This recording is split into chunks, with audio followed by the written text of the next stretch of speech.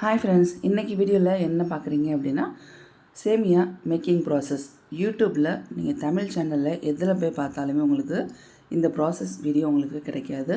அதுவும் சேமியா எப்படி செய்கிறாங்கன்ட்டு தமிழில் சொல்கிற வீடியோவும் உங்களுக்கு கிடையாது. இதுதான் ஃபஸ்ட்டு. வாங்க வீடியோக்குள்ளே போகலாம்.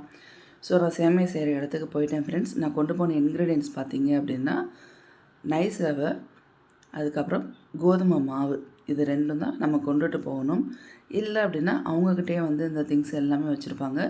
அவங்களோட திங்ஸை யூஸ் பண்ணியும் நம்ம செய்யலாம். ஸோ இதில் கொஞ்சமாக உப்பு மட்டும் போட்டு மிக்ஸ் பண்ணி வச்சுருக்காங்க. என்னோடய சேனலில் ஃபர்ஸ்ட் டைம் பார்க்குறவங்க மறக்காமல் லைக் பண்ணுங்கள், ஷேர் பண்ணுங்கள், கமெண்ட் பண்ணுங்கள், சப்ஸ்கிரைப் பண்ணிவிட்டு பக்கத்தில் இருக்க பெல் பட்டனை ப்ரெஸ் பண்ணுங்கள். அப்போ தான் நான் போடுற வீடியோஸ் நீங்கள் உடனே பார்க்கலாம். வீடியோ ஸ்கிப் பண்ணாமல் லாஸ்ட் வரைக்கும் பாருங்கள். ஏன்னா லாஸ்ட் வரைக்கும் நான் சொல்ல வேண்டியது எல்லாமே சொல்லியிருப்பேன். இம்பார்ட்டண்ட்டான என்னென்னலாம் சொல்லணுமோ அது எல்லாமே நான் சொல்லி ஷேர் பண்ணியிருப்பேன். ஸோ ஸ்கிப் பண்ணாமல் பாருங்கள். கொஞ்சம் கொஞ்சமாக எடுத்து தண்ணி விட்டு இது மாதிரி மிக்ஸ் பண்ணணும். ஸோ இதே நான் முன்கூட்டியே சொல்லிடுறேன். என்னடா மிக்ஸ் பண்ணுறாங்களே, அவங்க க்ளவுஸ் போடலை அப்படின்லாம் சொல்லி நீங்கள் திங்க் பண்ணலாம். இது மகாராஷ்டிராவில் காலங்காலமாக செஞ்சுக்கிட்டு இருக்க ஒரு தொழில்னே சொல்லலாம். பரம்பரையாக அவங்க செஞ்சுக்கிட்டே இருப்பாங்க. அந்த மாதிரி உள்ள ஆட்கள் தான் இன்றைக்கி வரைக்கும் நிறையா செஞ்சுக்கிட்டு இருக்காங்க. அங்கங்கே ஒரு சில பேர் புதுசாகவும் இந்த பிஸ்னஸ் ஸ்டார்ட் பண்ணியிருக்காங்க.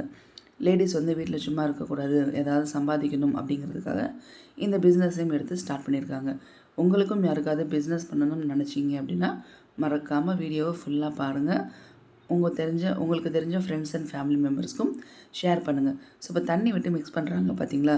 இது என்ன அப்படின்னா நம்ம மாவு மாதிரி பிசையக்கூடாது, சப்பாத்தி மாவு மாதிரி பிசைஞ்சிடக்கூடாது, திப்பியாக இருக்கணும். அது ரொம்ப ரொம்ப மெயின். இப்போ பாருங்கள், ஒரு பாத்திரம் நகர்ந்துருச்சு. இப்போ ஒரு டப்பு வைக்கிறாங்க. ஸோ இதுக்கு முன்னாடி உள்ளது என்னென்னா வேறு ஒருத்தவங்களோடது செஞ்சு மிக்ஸ் பண்ணி வச்சுருந்தாங்க. இப்போ நம்மளோடது செஞ்சு மிக்ஸ் பண்ணுறாங்க. ஸோ க்ளோஸ்அப்பில் காட்டியிருக்கேன், எந்தளவுக்கு தெரியுதுன்னு தெரியல. நான் அந்த பாட்டி மாட்டை கொஞ்சம் பெர்மிஷன் கேட்டுட்டு வீடியோலாம் எடுத்துக்க சொன்னாங்க. அவங்க சேரீ கொஞ்சம் விலகி இருந்ததுனால அவங்களுக்கு காட்டலை. பட் இப்போ அவங்க சேரீ எல்லாம் அட்ஜஸ்ட் பண்ணுறேன், நீ எடுமா அப்படின்னு சொல்லி சொன்னாங்க. சரி பாட்டிமா, நான் எடுக்கிறேன் அப்படின்னு சொல்லி சொன்னேன்.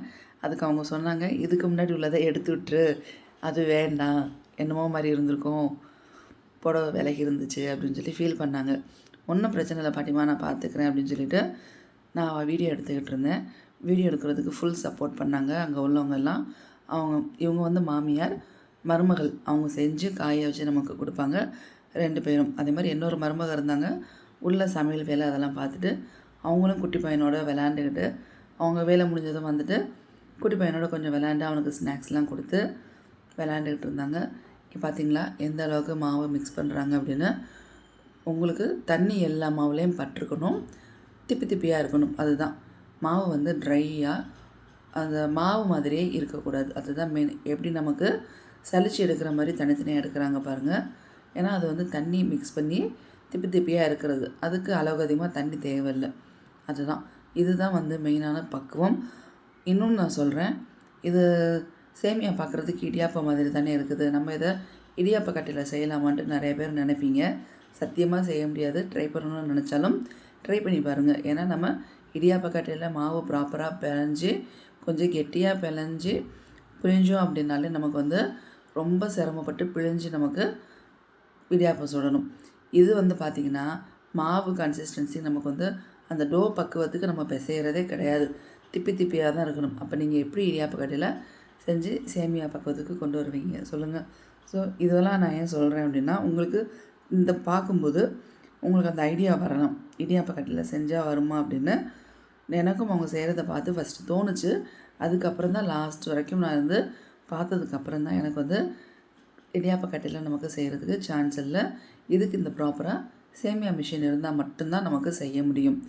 அதே நல்லா கிளியராக கேட்டுக்கோங்க. இதே மாதிரி அந்த மாவை மிக்ஸ் பண்ணி அதில் சேர்ப்பாங்க. இதுலேருந்து எடுத்து செய்யணும். நான் சொன்னேன் இல்லையா, க்ளவுஸ் போடல அப்படின்னு சொல்லி. அதே மாதிரி இவங்கக்கிட்ட நம்ம போய்ட்டு அந்த கண்டிஷன்ஸ் அது மாதிரி ரூல்ஸ் எல்லாம் கேட்க முடியாது. கேட்டோம் அப்படின்னா கையெடுத்து கும்பிட்டு நீ போங்கம்மா அப்படின்னு சொல்லி அனுப்பிச்சிடுவாங்க. ஏன்னா இவங்க அந்த காலத்துலேருந்து செஞ்சுக்கிட்டு இருக்காங்க இல்லையா, அந்த பழக்க வழக்கம் இவங்கக்கிட்ட டக்குன்னு மாறாது. என்னோட வீட்டோடு இருந்து இந்த தொழில் செய்கிறதுனால சுத்தபத்தமாக எல்லாமே பார்த்து தான் அவங்க செய்வாங்க. ஸோ அதனால் இவங்களுக்கு நம்ம போய் சொல்லிக் கொடுக்கணுன்னு அவசியம் இல்லை. ஒரு வீட்டுக்கு பெரியவங்க இவங்களால முடிஞ்சதை எல்லாமே இருந்து பார்க்குறாங்க. இவங்க இந்த சேமியா மட்டும் செய்கிறதில்ல ஃப்ரெண்ட்ஸ், நைட் நேரத்தில் அப்பளம்லாம் செஞ்சு வைக்கிறாங்க. வெரைட்டியாக. ஸோ கூட்டு குடும்பமாக தான் செஞ்சு வைக்கிறாங்க. இந்த பாட்டிமாக்கு பின்னாடி ஒரு சாக்கு தெரியுதா? அந்த சாக்கு பார்த்தீங்க அப்படின்னா ஃபுல்லாகவே ரவை.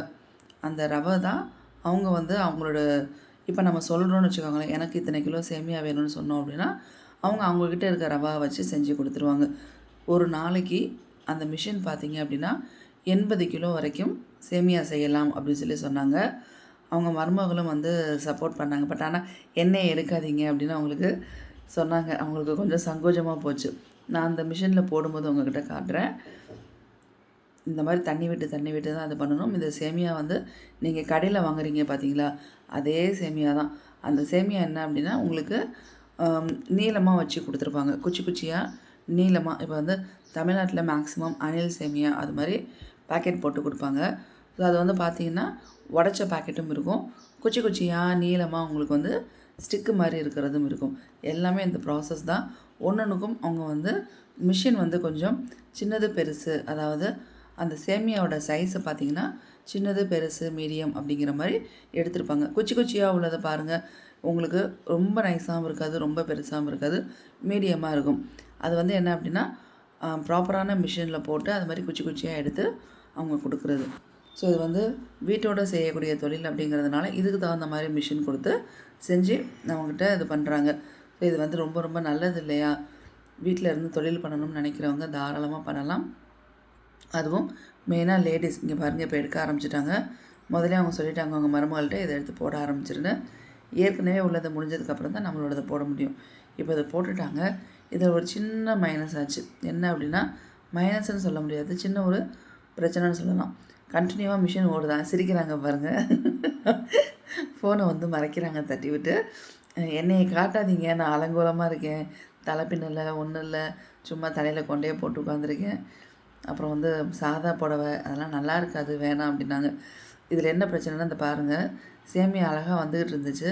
அதுக்கப்புறம் பார்த்தீங்கன்னா திப்பி திப்பியாக மாவு வந்து கெட்டியாக வர ஆரம்பிச்சிருச்சு. அதனால் வந்து இதை வந்து கட் பண்ணி எடுத்துகிட்டு மிஷினை கொஞ்சம் ஒரு 5 நிமிஷத்துக்கு ஆஃப் பண்ணி வச்சுட்டாங்க. ஏன்னா ஒழுங்காக வரல அப்படின்னு, கண்டினியூவாக ஓடிட்டு இருந்ததுனால இப்படி வருது அப்படின்னு. ஸோ இப்போ வந்து இந்த அளவுக்கு வந்து நமக்கு வேஸ்ட்டு தான் ஃப்ரெண்ட்ஸ்.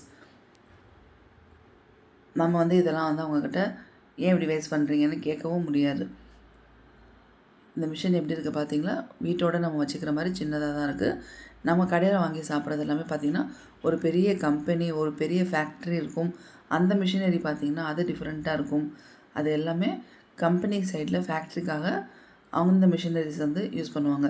இது வீட்டோடு செஞ்சு நமக்கு கொடுக்கணும் அப்படிங்கிறதுக்காக வீட்டுக்கு தகுந்த மாதிரி இந்த மாதிரி சேமியா மிஷின் செஞ்சு சேல்ஸ் பண்ணுறாங்க. இது இன்றைக்கி நேரத்தில் நான் சின்ன வயசில் இருக்கும்போது பார்த்தேன் அப்படின்னாலுமே, லீவுக்கு ஊருக்கு வந்தோம் அப்படின்னா எல்லாருடைய வீட்டு வாசலையுமே சேமியா காஞ்சிகிட்டு இருக்கும். அப்போ அதுக்கு முன்னாடியிலேருந்தே இந்த இதெல்லாம் செஞ்சுக்கிட்டு தான் இருக்காங்க. அப்போ நீங்களே பார்த்துக்கோங்க. ஸோ இப்போ அந்த எடுத்துகிட்டு போனதை அங்கே வந்து துணியில் கீழே போட்டுட்டாங்க. அது நம்மக்கிட்ட கொடுக்க மாட்டாங்க. இப்போ இந்த பக்கம் கம்பில் போட்டிருக்காங்க பார்த்தீங்களா, நல்லா ஒயிட்டாக இருக்குது. இது வந்து பியூர் ரவாவில் செஞ்சது, வெறும் ரவா, வேறு எதுவும் இதில் மிக்ஸ் பண்ணலை. நான் பார்த்தீங்களா ரவையும் கோதுமையும் செஞ்சோம். ஸோ அதோட டேஸ்ட்டும் நல்லாயிருக்கும், இதுவும் டேஸ்ட்டு நல்லாயிருக்கும். ஒவ்வொருத்தவங்களுக்கும் ஒவ்வொரு டேஸ்ட்டு பிடிக்கும் இல்லையா? அதுக்கு தகுந்த மாதிரி செய்வாங்க. அதை எடுத்து போட்டாங்க. ஏன்னா இப்போ செய்கிறது அந்த கம்பில் நம்மளோடது காய வைக்கணும். அதுக்காக ஒரு பர்டிகுலர் லென்த்து வந்ததுக்கப்புறம் நமக்கு வந்து என்ன பண்ணுவாங்க அப்படின்னா, அதை ஸ்டாப் பண்ணிவிட்டு கட் பண்ணிவிட்டு கொண்டு போயிட்டு காய போடுவாங்க. இந்த சேமியா வந்து பார்த்திங்கன்னா ரொம்ப ரொம்ப முக்கியமான ஒரு சாப்பாடு ஐட்டம்னே சொல்லலாம் ஃப்ரெண்ட்ஸ். மகாராஷ்டிராவில் இப்போ பொண்ணுங்களுக்கு கல்யாணம் அப்படின்னாலே அவங்க வீட்டில் சீர் வந்து கொடுப்பாங்கல்ல, அந்த சீரில் பலகாரங்கள் எப்படி கொடுப்பாங்களோ அதே மாதிரி வத்தல் அப்பளம் ஐட்டம் என்னெல்லாம் இருக்குமோ அதுவும் கொடுப்பாங்க. ப்ளஸ் இந்த சேமியாவும் கண்டிப்பாக கொடுத்தாகணும். அந்த சேமியா பார்த்திங்கன்னா கலர் கலராக இருக்கும், அதே மாதிரி டிசைனாக இருக்கும். இப்போ அவங்க வந்து ஸ்ட்ரைட்டாக விட்டுருக்காங்க. இது வந்து நம்ம வீட்டுக்கு தான் செய்கிறோம். ஒரு சிலர் வந்து என்ன பண்ணுவாங்க அப்படின்னா, அது ஸ்ட்ரைட்டாக வரதை பிடிச்சி ரவுண்டாக சுற்றி தட்டு மாதிரி, அதாவது நம்ம இடியாப்பம் செய்வோம் இல்லையா ரவுண்டாக, அது மாதிரி தட்டு ஷேப்பில் ரவுண்டாக வந்து காய வச்சு கொடுப்பாங்க. இன்னொருத்தவங்களாம் என்ன பண்ணுவாங்க அப்படின்னா, நீளமாகவே இப்போ அவங்க செய்கிற மாதிரி நீளமாகவே கொடுப்பாங்க. இந்த கல்யாண நேரத்தில் கொடுப்பாங்கன்னு சொன்னேன் இல்லையா, அது வந்து இது மாதிரி கொடுத்தா நல்லா இருக்காது. அதனால் என்ன பண்ணுவாங்கன்னா, தட்டாக ரவுண்டாக சுற்றி கொடுப்பாங்க. இல்லை அப்படின்னா அது கீழே வந்துக்கிட்டு இருக்கும்போது என்ன பண்ணுவாங்க அப்படின்னா, நம்ம லேடிஸ் எல்லாம் சடை பின்னுவோம் இல்லையா, அந்த மாதிரி 3 இதாக பிரித்து சடை பின்னி காய வச்சு கொடுப்பாங்க. ஸோ பார்த்திங்கன்னா செம்மையாக இருக்கும் ஃப்ரெண்ட்ஸ், கலர் கலராக. எவ்வளோ சூப்பராக காய போட்டாங்க பார்த்தீங்களா? இதே மாதிரி தான் அது வந்து ஈரமாக இருக்கும். அதனால் டக்குன்னு வந்து உதிரி உதிரியாக வந்து காய போட்டுட்டாங்க. ஸோ அதை வந்து கையில் பிடிச்சிக்கிட்டு இருக்கணும்னு அவசியம் இல்லை. நமக்கு ரவுண்டாக வேணும் அப்படின்னா தான் என்ன பண்ணணும் அப்படின்னா, அதை நம்ம வந்து சுற்றி விட்டு எடுக்கணும். ஸோ அப்போ வந்து இது மாதிரி எடுக்கும்போது இங்கே ஒருத்தவங்க போதும். அந்த மாதிரி சுற்றி விட்றதுக்கு என்ன பண்ணணும் அப்படின்னா 2 பேராவது கண்டிப்பாக தேவைப்படும். நீங்களே யோசிச்சு பாருங்கள். இது வந்து அந்த மிஷினுக்குள்ளே ஈஸியாக போகணும்னு சொல்லிட்டு ரொம்ப கெட்டியாக இருக்கக்கூடாது, ஒரே இடத்துல இருக்கக்கூடாதுன்னு சொல்லிட்டு உதுத்து விடுறாங்க. அதுக்கப்புறம் தான் அந்த மிஷினுக்குள்ளே அது வந்து ஈஸியாக போகுது. அந்த ஈஸியாக போகிறது தான் கீழே வந்து உங்களுக்கு சேமியாவாக வருது. அப்படி இருக்கும்போது நமக்கு கீழே வந்து சுற்றி விட்றதும் சடப்பின்றதுமா இருந்ததுன்னா கண்டிப்பாக ஒரு ஆள் தேவை. இவ்வளோ தூரம் நான் வந்து எக்ஸ்பிளைன் பண்ணுறேன் அப்படின்னா, அந்த இடத்துல உட்காந்து நான் பார்த்து ஒரு அரை மணி நேரம் இருந்து இந்த சேமியா செஞ்ச பார்த்தேன் இல்லையா? அதிலே நான் வந்து தெரிஞ்சுக்கிட்டேன் ஃப்ரெண்ட்ஸ். சேமியா செய்கிறது நீங்கள் எப்படி ஃபஸ்ட் டைம் பார்க்குறீங்களோ அதே மாதிரி தான் நானும் வந்து ஃபஸ்ட் டைம் வந்து பார்க்குறேன். ஏன்னா இதுக்கு முன்னாடி எங்கள் அம்மா தான் கொடுத்துக்கிட்டு இருந்தாங்க. இப்போ தான் நான் வந்து ஃபஸ்ட் டைமாக செய்கிறேன். ஸோ வீடியோ எடுக்கணுங்கிற ஒரு பர்பஸ்க்காகவே அவங்கக்கிட்ட கேட்டுட்டு வீடியோ எடுத்து நானும் போனேன். இல்லைனா அவங்கக்கிட்ட நம்ம சொல்லிட்டோம் அப்படின்னா செஞ்சு வச்சுருவாங்க. நம்ம வந்து எடுத்துகிட்டு வந்துட்டு வீட்டில் காய வச்சுக்கலாம். அங்கே போய் இருக்கணும்னு அவசியமே இல்லை. அது ரொம்ப ரொம்ப ஈஸியாக இருக்கும் நமக்கு வேலை. வீடியோ பர்பஸ்க்காக மட்டும்தான் நான் இங்கே போனது. ஸோ அதனால் தெரிஞ்சுக்கோங்க. ரொம்ப ரிஸ்க் எடுத்து நான் வந்து வீடியோ எடுத்திருக்கேன். பார்ட்டாக நமக்கு வந்து வீடியோ வரும். இது மாதிரி ஃபுல்லாக செய்கிறதெல்லாம் இது மாதிரி எடுத்து காய போடணும். நான் வந்து ஃபுல்லாக காட்டலை ஃப்ரெண்ட்ஸ். அந்த மாவு மிக்ஸ் பண்ணதும் உங்கள்கிட்ட ஃபுல்லாக காட்டலை. அதையும் வந்து ஸ்டார்டிங்லேயே ஸ்டாப் பண்ணிட்டேன். இப்போ இந்த சேமியா செய்கிறதும் வந்து ஃபுல்லாக உங்கள்கிட்ட காட்டலை. இதுக்கப்புறம் வந்து நம்ம எடுக்கிறது தான் நீங்கள் பார்ப்பீங்க. இதே மாதிரி தான் ஒரு அரை மணி நேரத்தில் என்னோடய வேலை முடிஞ்சிருச்சு ஃப்ரெண்ட்ஸ். பட் ஆனால் அரை மணி நேரம் வெயிட் பண்ண வேண்டியதாக போச்சு நான் போயிட்டு. ஏன்னா ஆல்ரெடி அவங்க செஞ்சுக்கிட்டு இருந்தாங்க இல்லையா? அது முடிச்சதுக்கப்புறம் தான் நம்மளும் எடுக்கணும். இப்போ இந்த கம்புலேருந்து எடுத்து காய வச்சுட்டாங்க. இது மாதிரி தான் ஃப்ரெண்ட்ஸ் அவங்க ரொட்டீனாக செஞ்சுக்கிட்டே இருப்பாங்க. வெயில் நேரம் ஆரம்பிச்சிருச்சு அப்படின்னா இந்த பிஸ்னஸ் வந்து ரொம்ப சூப்பராக போகும். ஒவ்வொரு ஊரில் ஒவ்வொரு ரேட்டுக்கு வந்து செஞ்சு கொடுப்பாங்க. எல்லா ஊர்லேயுமே ஒரே ரேட் இருக்காது. அதே மாதிரி மிஷினோட சைஸ் பார்த்தீங்க அப்படின்னா இப்படி தான் இருக்கும். பட் சேமியாவோட சைஸ் வந்து ரொம்ப நைஸாகவும் இருக்கும். கொஞ்சம் நடுத்தரமாக இருக்கும். கொஞ்சம் பெரிய சைஸ் அது மாதிரியும் இருக்கும். பட் ஆனால் அதுக்கு மேலே ரொம்ப பெரிய சைஸ்லாம் நீங்கள் பார்க்க முடியாது. இப்போ வந்து பேக் பண்ணி கொண்டு போகிற ஸ்டேஜ். அதனால் எல்லாமே வந்து எடுத்து வச்சுட்ருக்காங்க. என்னோடய ஹஸ்பண்டுக்கு நான் ஃபோன் பண்ணுறதுக்குள்ள அவங்களும் டான் வந்துட்டாங்க. அதனால் இப்போ நாங்கள் வந்து பையில் எடுத்து வைக்கிறத என்னோடய ஹஸ்பண்ட் தான் வீடியோ எடுக்கிறாங்க. இல்லைனா இந்த வீடியோ வந்து என்னால் எடுத்துருக்க முடியாது. ஏன்னா நான் பையை பிடிக்கணும் இல்லையா? வேறு யார் அங்கே வீடியோ எடுப்பாங்க? ஸோ அது கொஞ்சம் ரிஸ்க்கு.